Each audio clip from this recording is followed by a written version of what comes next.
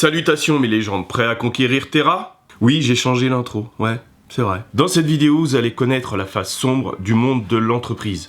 Et c'est pas pour ça que je dois pas mettre d'éclairage de ce côté-là. Vous avez déjà vu à la télé où vous travaillez dans une entreprise où tout se passe bien, tout est nickel, et d'un seul coup, c'est la descente aux enfers. Je vais te donner une idée de ce que tu trouveras dans cette vidéo. Je vais te raconter l'histoire du groupe DCNS, c'est une filiale de Thales. Thales est actionnaire de cette entreprise. 22 000 pages confidentielles ont été livrées à la presse australienne.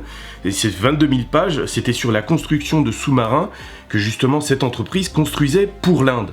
Le problème, c'est que ça a affaibli la position de l'entreprise qui était en train de négocier un contrat de 50 milliards pour la construction de 12 sous-marins. Bien sûr, ça peut être un hasard. Non, j'y crois pas. C'est comme l'entreprise Perrier dans les années 90, où on avait trouvé du benzène dans leurs bouteilles. Ils ont dû retirer des millions et des millions de bouteilles, et ça a déstabilisé l'entreprise. Ce qui a permis à Nestlé de les racheter 2 ans plus tard, avec un sacré avantage. Après avoir subi cette attaque, c'est sûr que le cours de l'entreprise était plus bas. C'était plus facile de l'acheter après cette attaque. Et je leur dis, c'est pas forcément Nestlé qui est derrière tout ça. Comme l'entreprise Vinci qui avait subi un faux communiqué de presse où le directeur financier avait été viré et du coup l'entreprise a subi une chute de 18% de sa valeur. La prochaine fois, le son devrait être encore meilleur. Je me suis acheté des mousses, tu vois, c'est des mousses pour le son. Pour éviter que... Enfin, tu t'en fous, mais le son sera mieux. J'avais oublié, mais mettez le pouce bleu pour le référencement de la vidéo. Merci à vous. On va parler de cellules dormantes. Donc ça peut être un agent qui est implanté dans un pays ou une entreprise depuis des années et il attend l'ordre d'être activé. Donc ça peut durer des années et des années. Il peut même attendre toute une vie. L'histoire se passe en 2004. Il s'agit d'un ressortissant chinois du nom de Shimak. Il travaille pour l'entreprise Power Paragon depuis 20 ans. Il travaillait depuis 20 ans.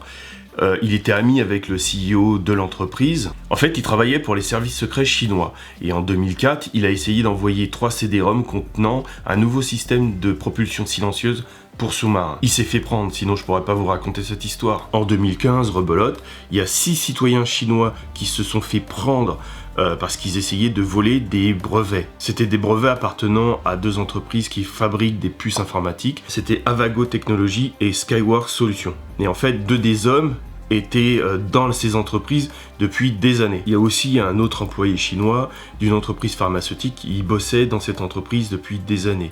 Et c'était sur un traitement anti-cancer. Et un beau jour, l'entreprise s'étonne de voir une demande à l'OMS et en Chine pour une molécule qui était quasiment identique. Ils se sont aperçus que celui qui avait demandé le brevet, c'était un ami de l'employé chinois. Ouais, on va parler de la pose de micro.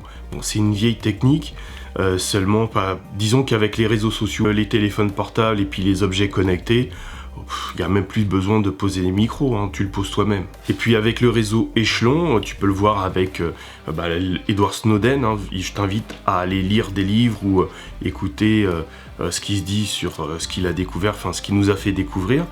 Et tu verras que il y a vraiment un système à grande échelle pour nous écouter. Et il y a des membres de la CIA qui ont justifié le fait de poser des micros simplement parce que les Européens avaient l'habitude, justement pour remporter des marchés, de faire des pots de vin. Donc voilà. Par exemple, Airbus a perdu un contrat au profit de McDonnell Douglas grâce au réseau Échelon parce que leur conversation était écoutée.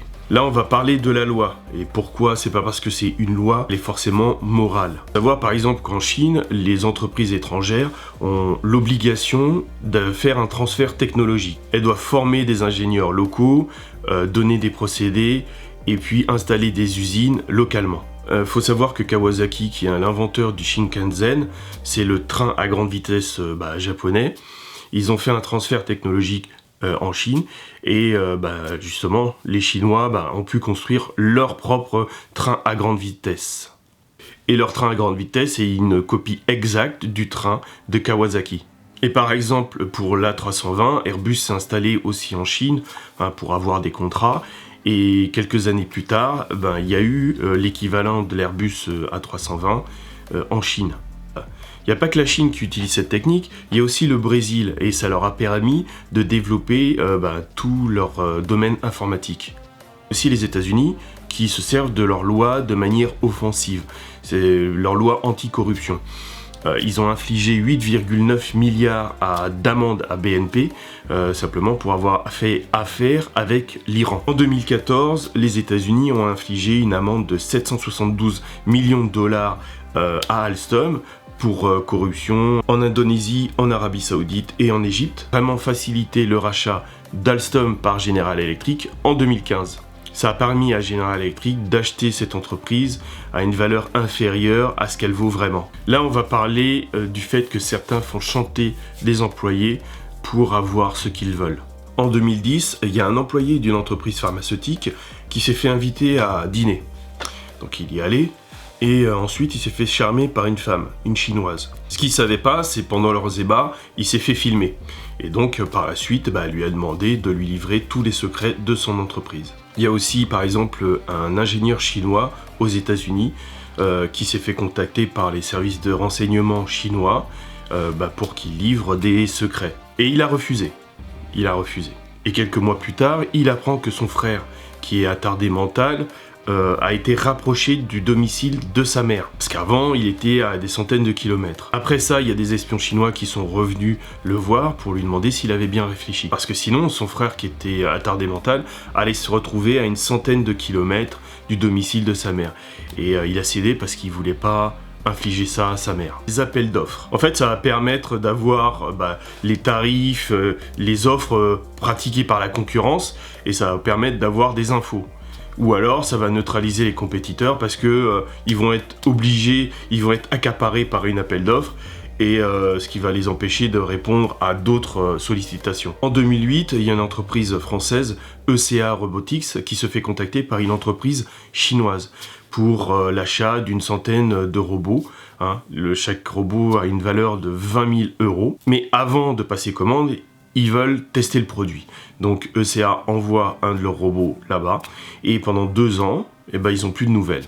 Et 2 ans plus tard, ils ont un robot qui ressemble étrangement au leur. Dans les années 60, Douglas Aircraft fait un appel d'offres pour un avion moyen courrier. Ils voulaient produire un avion moyen courrier.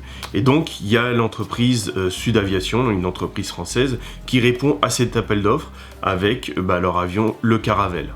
Et finalement, ils se ravisent. Ils veulent construire en interne.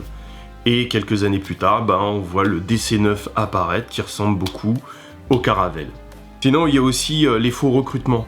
En fait, peut-être que vous avez vécu ça. Vous allez chez un recruteur, vous êtes déjà dans une entreprise et vous voulez vraiment ce job parce l'annonce paraît vraiment géniale. Vraiment, vous avez envie d'y répondre. Et vous passez un entretien et il vous demande pas mal d'informations, donc vous en lâchez un petit peu. Et puis après, on vous rappelle, ouais, vous avez un deuxième entretien. Vraiment, vous êtes vraiment à ça d'obtenir le poste. Et là, le candidat, il lâche tout ce qu'il a, il donne plein d'infos, et puis après, il n'est pas rappelé. Voilà. Bien sûr, quand il rédige l'offre d'emploi, il faut en sorte que ce soit une entreprise de tel ou tel secteur et que ce soit des gens qui soient déjà employés, qui sont déjà dans certaines boîtes. Et le but, c'est d'extraire un maximum d'informations. Ça peut permettre, par exemple, dans l'univers des banques, de savoir pour tel ou tel pôle combien il y a de personnes sur tel type de projet. Et en ayant suffisamment d'informations, ça permet au président, aux responsables des autres entreprises, des entreprises concurrentes, d'avoir une idée du potentiel et de la réactivité des réponses, etc.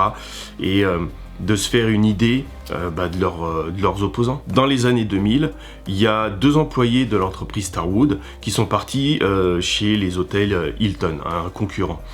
Et ils sont partis avec 100 000 pages de données confidentielles. Donc en fait, ça peut toucher n'importe quel secteur. Bon, ces 2 employés, Hilton a été sanctionné, parce que après, c'est-à-dire qu'ils ont sorti une gamme d'hôtels, un nouveau concept de hôtel lifestyle, qui ressemblait beaucoup au projet de Starwood. On entame un autre chapitre, on va entamer ça.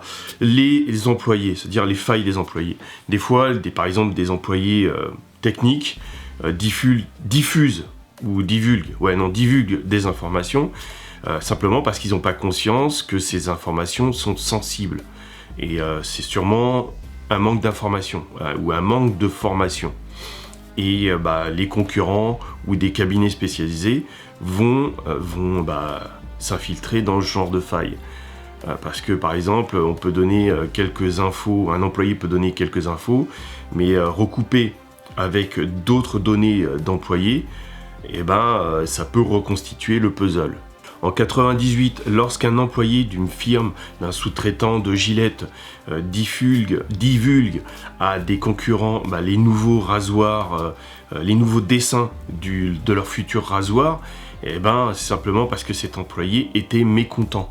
Et des fois, ce genre de personnes ne se rendent pas compte qu'ils sont en train de trahir leur entreprise. L'histoire de Walter Liu, un entrepreneur chinois qui a gardé des relations avec un ancien ingénieur de chez DuPont pour lui soutirer les secrets du dioxyde de titane. Il a payé l'enterrement de sa fille, il lui a envoyé à chaque Noël un panier garni et il a exploité l'amertume de cet homme envers son ancienne compagnie. On va parler du vol. Et là, je vais vous sortir le cas de Lily, une fille de 22 ans, qui faisait un stage chez l'équipementier Valeo. Et elle en a profité pour voler des centaines de fichiers confidentiels, et c'est ce qui a été retrouvé dans son appartement avec des disques durs et des ordinateurs où il y avait des données sensibles. Il y a aussi le cas de l'usine Coverteam, une filiale française de General Electric, où on a pris la main dans le sac un ouvrier qualifié qui était là en stage de 3 mois. Il était en train de photographier des documents. C'était un prototype de moteur à grande vitesse pour bateau. Bon, en ce moment, il y a les renseignements français qui s'inquiètent du nombre croissant de mariages de marins bretons et de chinoises. Ça n'a peut-être rien à voir, hein, c'est peut-être des mariages d'amour. On ne sait pas. Le message derrière cette vidéo, c'est simplement que vous ne devez pas rester dépendant de votre entreprise, quelle qu'elle soit. Simplement parce que y a des choses qu'on le voit, qu'on est salarié, et qu'on ne voit pas. La guerre économique, vous ne la voyez pas forcément. Mais vous allez subir des conséquences par le fait de se faire virer, le fait que votre entreprise, l'entreprise pour laquelle vous travaillez n'a plus de contrat ou moins, a moins de perspectives, pardon. Donc c'est important d'être en sécurité et d'avoir une autre activité à côté. Une autre activité où vous avez votre propre entreprise, micro-entreprise ou une SARL à côté avec d'autres amis. Je ne sais pas, c'est à vous de voir par rapport à votre projet. Ou alors des compétences qui vous permettent de tout de suite aller ailleurs si jamais ça se passe mal. C'est important. C'est important aussi d'avoir vos propres projets parce que la guerre économique, c'est quelque chose que vous ne pouvez pas maîtriser. Mais vous pouvez diminuer les conséquences. Donc c'est important, si vous avez des projets, de les mener tout de suite à bien. Mais vraiment. Et pas attendre qu'une catastrophe arrive. L'argument qu'on me donne souvent, c'est « ouais, mais si ça marche pas ». Je vais vous donner un exemple que d'autres peuvent vous donner aussi. Moi, j'avais lancé il y a plusieurs années, j'ai essayé plusieurs choses, dont les sites internet il y a longtemps pour gagner ma vie. Et au début, ça marchait très bien, et puis après, ça a moins bien marché, et donc j'ai arrêté. Mais les compétences que j'ai acquises en lançant ces projets, je les ai toujours. Et c'est aussi ça qu'il faut viser. Pas se focaliser sur l'instant présent. Donc même si votre projet ne marche pas, ne fonctionne pas, n'est pas rémunérateur, vous pourrez toujours en retirer des compétences. Pour ceux qui me suivent depuis des années, vous savez, j'avais arrêté à un moment. Je me suis mis en congé sans solde pour pouvoir avoir les compétences de monter des vidéos, monter une chaîne. Je suis parti de zéro, vraiment parce que j'avais envie d'avoir une audience et puis d'améliorer mes compétences au niveau vidéo, au niveau des recherches, etc. Ce que je ne pouvais pas faire en étant... pas faire assez bien en étant salarié. J'ai essayé. Donc, même si, quel que soit le moment, vous pouvez acquérir des compétences, quelle que soit la méthode. Donc c'est vraiment important parce que si vous êtes dans une entreprise qui se fait torpiller, qui se fait, je dirais même assassiner par des concurrents ou par des financiers ou autres, il faut que vous puissiez rebondir. Voilà, c'était le sens de cette vidéo.